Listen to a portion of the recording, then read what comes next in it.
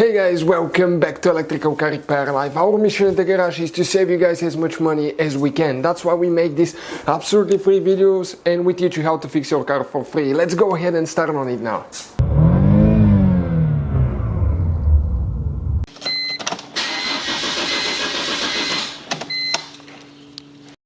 Hey guys, welcome back to Electrical Car Repair Live. If you guys have a BMW 3 Series, guys, that cranks, okay, but does not start, we'll show you guys how to fix that. It should relate to any BMW 3 Series E46 from 1998 to 2006, guys.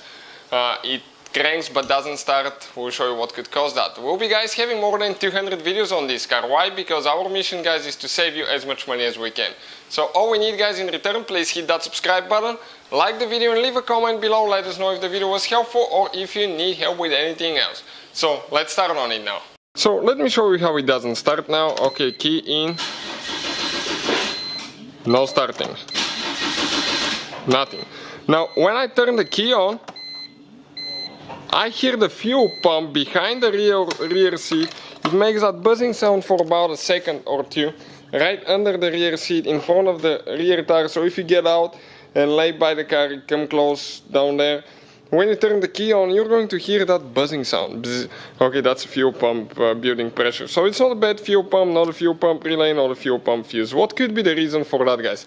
Let us explain you now quick. Okay, you have 5 fuses that are for the engine management, and those fuses, guys, are very important for the car to run correctly. So when you open the hood, doesn't matter which engine you have, I'm going to explain which fuses you need to check. Right here now, guys, okay, you have that fuse box and you have that cover needs to be removed. You have 1, 2, 3, 4 screws that you need to remove with a Torx 25 star looking bit. I already got those loose. Okay, we're going to go ahead, pull it out. Okay, and now right here, guys, you have one engine management fuse box with 5 fuses. Those are very important fuses. You have a fuse for ignition coils, crankshaft position sensor, engine computer, transmission computer, and for the ignition coils you might have fuse on 2 different locations, either fuse 1 or fuse 5. This is because depending on which engine you have. So I'm going to go ahead and remove it so we can test them. Now the only way to remove and replace single fuse is to remove the whole block. Otherwise, sitting there, you cannot do that. So there is one clip here that we spread out and we pull it up. Okay, like this one. That's the fuse box that consists of 5 fuses, regular fuses, and you can replace each one of them by opening that cap. You have one tooth here, one there, slide it back and pull it out. We have the video if you want to check it out. You can see how to do that. Now, how I know if I have a bad fuse even without opening it? What I usually do, I get a voltmeter, guys, and you can get this one. It will be listed in the description of the video below. This is amazing voltmeter, guys, super nice, very accurate, and it will be listed there so you can check out where we got it from. I have it set at continuity testing, so if we have communication, okay, I'm going to start with a good fuse. If we have communication, guys, it's going to show 0. That means that the fuse is one piece, not broken, and there is communication between the left and the right terminal. Okay, but now if I go on this side, here, okay, that fuse is burned, guys. This one is good. This one here, it's good. So we have one fuse that is bad, and that fuse, guys, is for our ignition coils. So definitely, guys, that's the reason why we're not starting. Now what we will do, we will actually go ahead, replace the fuse, and I'll see if it's going to start now. So right here, usually I pry a little bit like that on each side. Okay, and this, okay, will come loose eventually.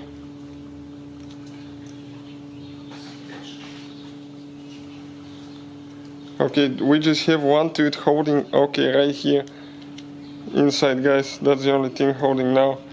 And okay, I should be able to slide that thing out. It gets stuck pretty big time. Okay, it started going. So I got it loose for the most part. Okay, it's still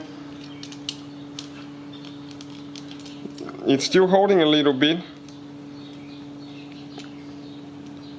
So let me see, it must be that too that got stuck. Okay, right here. That's the one that's holding now. Okay, perfect.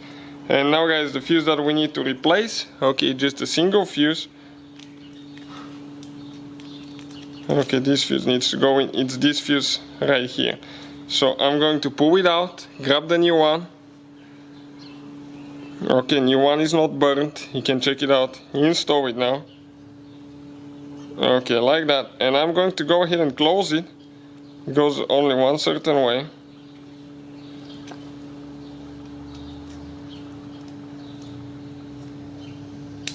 Okay, perfect. And now I'm going to go ahead, push them in until you hear the click. Make sure you install your cover and all that stuff before you start the car. Don't be like I am right now, but I just want to see if that will fix the problem. Car fired right up. Definitely took care of that problem. Thank you guys for watching. Please subscribe. Hopefully guys the video was helpful and we were able to save you money. We guys have more than 19,000 free repair videos on our YouTube channels. Check them out. We have videos that can save you thousands of dollars in future repairs. Thank you for watching and see you guys next time.